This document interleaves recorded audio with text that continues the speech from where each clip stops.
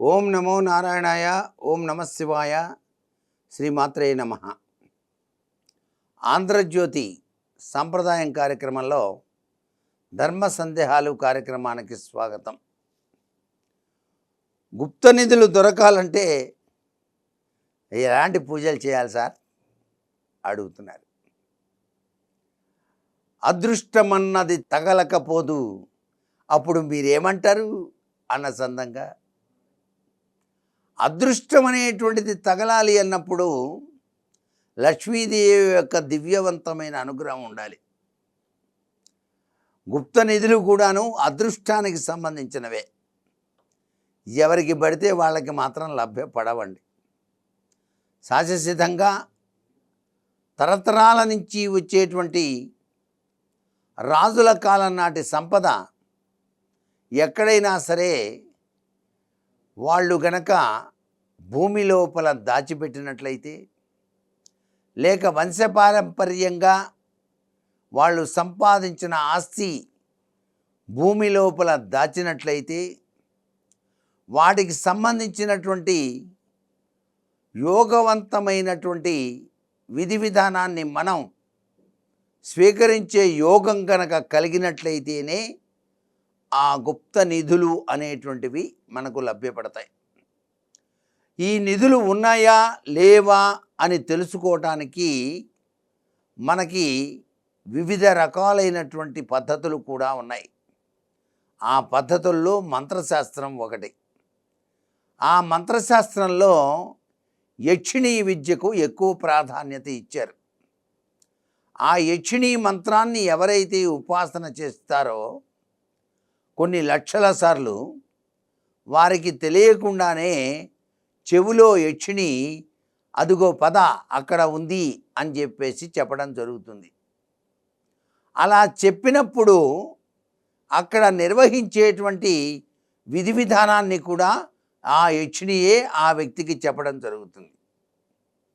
ఈ యక్షిణీ విద్య ద్వారా చాలా చోట్ల నిధుల అన్వేషణ సఫలీకృతం అవుతున్నాయి చాలామందికి కూడా. అయితే దీనిలో సత్యం అనేటువంటిది చాలా అవసరం. మోసం అనేటువంటిది ఉంటే యక్షిణి ఎదురు తిరుగుతుంది. ఇక్కడ ధర్మ ప్రవర్తన ఉండాలి. ధర్మో రక్షతి రక్షిత అనేది యక్షినికి బాగా తెలుసు, మానవుడికి తెలిసినా తెలియకపోయినా. అందుచేతనే పురావస్తు పరిశోధన శాఖ వాళ్ళు ధర్మ ప్రవర్తన కలిగి వాళ్ళ డ్యూటీ వాళ్ళు నిర్వర్తిస్తారు. కాబట్టి అనేక ప్రాంతాల్లో ఎక్స్కవేషన్స్ చేస్తే అద్భుతవంతమైనటువంటి చారిత్రక అంశాలతో కూడినటువంటి నిధులు బయటపడ్డాయి. వాటిని నేటికి మనం మెడ్రాస్ ఎగ్మోర్ మ్యూజియంలో చూడొచ్చు. అమరావతి పురావస్తు శాఖ నిర్వహించేటువంటి మ్యూజియంలో కూడా చూడవచ్చు. వీళ్ళంతా ఉపాసకులా అండి అంటే కాదు. అక్కడ ట్రెంచెస్ వేసి ఆ శాస్త్రాన్ని అధ్యయనం చేసి చాలా చక్కగా వెలికి తీసినటువంటి అలనాటి చరిత్ర ఆధారం. నాటి చరిత్ర ఆధారంగా నాటి సాంఘిక పరిస్థితుల ప్రభావాన్ని అంచనా వేసుకుంటూ నేటి రాజకీయ పరిస్థితుల ప్రభావం ఎలా ఉందో తెలుసుకొని ఏ విధంగా పరిపాలన సాగించాలి అంటానికే ఈ పురావస్తు శాఖ పనిచేస్తోంది. అంటే గత చరిత్ర ఆధారంగా నేటి చరిత్రను పునరావృతం చేసుకుంటూ నాటి సాంఘిక కాలీన రాజకీయ ఆర్థిక పరిస్థితుల ప్రభావతత్వం అంచనా వేసుకొని ఇది రేపు జరగబోయేది తస్మాత్ జాగ్రత్త అని చెప్పడానికే ఈ అన్వేషణ సహకరిస్తోంది ఆర్కలాజికల్ డిపార్ట్మెంట్ వాళ్ళకి. ఇది సత్యం. అలాగే ఇక ఇళ్లల్లో దాచిపెడతారు పూర్వీకులు. ఒక కుండలోనో లేకపోతే ఒక మట్టి పెడతలోనో దాచిపెడుతూ ఉంటారు. పాత ఇళ్ళు పడగొట్టేటప్పుడు ఆ యొక్క గోడల్లో చిన్న చిన్న భరిణెల్లో దొరుకుతూ ఉంటాయి. ఆహా ఓహో మా నాయనమ్మ గారిది ఇదండి, మా ముత్తాతమ్మదండి అని చెప్పేసి వాళ్ళు తీసుకొని ఆనందంగా మెళ్ళో వేసుకుంటారు. అది వాడి యోగం ఉంటేనే దొరుకుతుంది. ఇది కూడా అసలు నిధి నీకు దొరుకుతుందా లేదా అని చెప్పాలంటే అరచేతిలో అదృష్టం అని చెప్పేసి అరచేతిలో ట్రయాంగిల్ ఉండాలండి.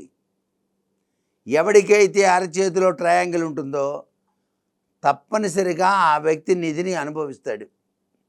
ఇది మాత్రం సత్యం. అససాముద్రిక రీత్యా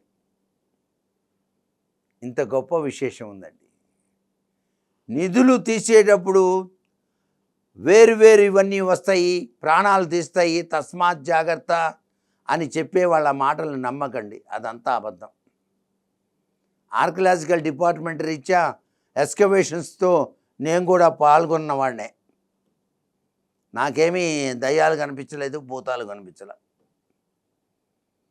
ఆ ట్రెంచెస్ వేయటం, ఆ తవ్వకాలు చేయటం, ఆ యొక్క బ్రష్లతో ఇట్లా ఇట్లా అంటుంటే నాణ్యాలు మాత్రం దొరికేవి. ఆహా అనుకునేవాళ్ళం. దాని మీద గుర్తు చూసి ఓహో 2nd సెంచరీ బీసీ, లేకపోతే 3rd సెంచరీ ఏసీ, లేకపోతే బీసీ అని చెప్పేసి మా డిపార్ట్మెంట్ ఆఫీసర్కి ఇచ్చేవాళ్ళం. ఆయన థ్యాంక్ యూ వెరీ మచ్ అనేవాడు. అలా జరిగిన సంఘటనలు కోకొల్లలు.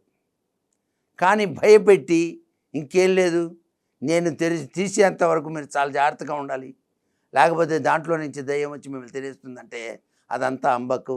ఆ మాటలు ఎవరు వినకండి. లేనిపోని డబ్బులు ఖర్చు పెట్టుకోకండి.